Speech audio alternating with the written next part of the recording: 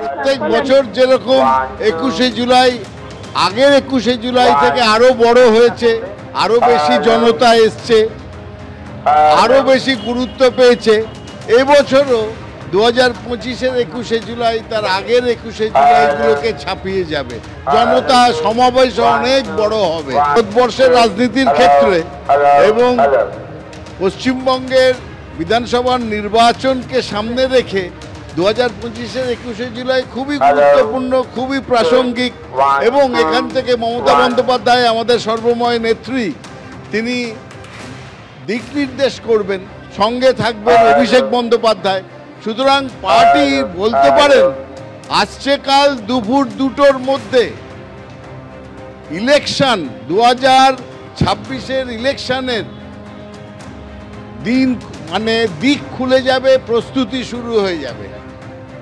26-এর বিধানসভা নির্বাচনের আগে তৃণমূলের নেতানেত্রীদের উদ্দেশ্যে কি বার্তা দেন মমতা বন্দ্যোপাধ্যায়? যে দিক খোলার কথা বললেন, কি বার্তা দিয়ে সেই দিকটা খুলে মমতা বন্দ্যোপাধ্যায়? অবশ্যই কৌতূহল আমাদের সেদিকে।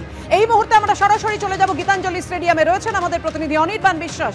অনির্বাণ, দেখো, এই মুহূর্তে কিন্তু গীতাঞ্জলি স্টেডিয়ামে একদিকে যেমন সাজো সাজো রব, গত আগামীকাল যে 21শে জুলাইয়ের আগে প্রচুর মানুষ, তৃণমূল কর্মী সমর্থক, তারা কিন্তু মালদা মুর্শিদাবাদ থেকে আসছেন। তবে এই মুহূর্তে অপেক্ষা তৃণমূল কংগ্রেসের সভাপতি সাধারণ সম্পাদক অভিষেক বন্দ্যোপাধ্যায়ের জন্য। পুলিশের তৎপরতা তুমি দেখতেই পাচ্ছ, যার কিছুক্ষণের মধ্যে অভিষেক বন্দ্যোপাধ্যায় কিন্তু তিনি পৌঁছে যাবেন গীতাঞ্জলি স্টেডিয়ামে, এবং সেখানে তিনি পৌঁছে এখানকার যারা ব্যবস্থাপক রয়েছেন মূলত তাদের সঙ্গে তিনি কথা বলবেন, এবং যারা কর্মী সমর্থকরা এসছেন মালদা মুর্শিদাবাদ থেকে তাদের সাথেও কথা বলবেন। কারণ 21শে জুলাই সেটাকে ঘিরে যে উন্মাদনা প্রত্যেক বছর লক্ষ্য করে যায়, এবারের 21শে জুলাই কিন্তু আরও তাৎপর্যপূর্ণ, কারণ আগামী বছর বিধানসভা নির্বাচন। তার আগে আমরা দেখেছি যে বাংলা বাঙালি বিদ্বেষকে কেন্দ্র করে মমতা বন্দ্যোপাধ্যায় লড়াইয়ের সুর বেঁধে দিয়েছেন। তিনি এবং অভিষেক বন্দ্যোপাধ্যায় তারা রাস্তায় নেমেছেন, এবং কেন্দ্র এবং শুধু তাই নয়, বিজেপি শাসিত যে সমস্ত রাজ্য রয়েছে সেই রাজ্যের বিরুদ্ধে কিন্তু সুর ছড়িয়েছেন। ফলত রাজনীতি বা ভোটের লড়াই কিন্তু এক প্রকার শুরু করে দিয়েছে তৃণমূল কংগ্রেস, এবং সেই জায়গা থেকে আগামীকাল 21শে জুলাইয়ের মঞ্চে অভিষেক বন্দ্যোপাধ্যায়, মমতা বন্দ্যোপাধ্যায় তারা কী বার্তা দেন, এবং 26-এর নির্বাচনের আগে সেটাকেই কিন্তু সবাই শুনতে তারা আসছেন।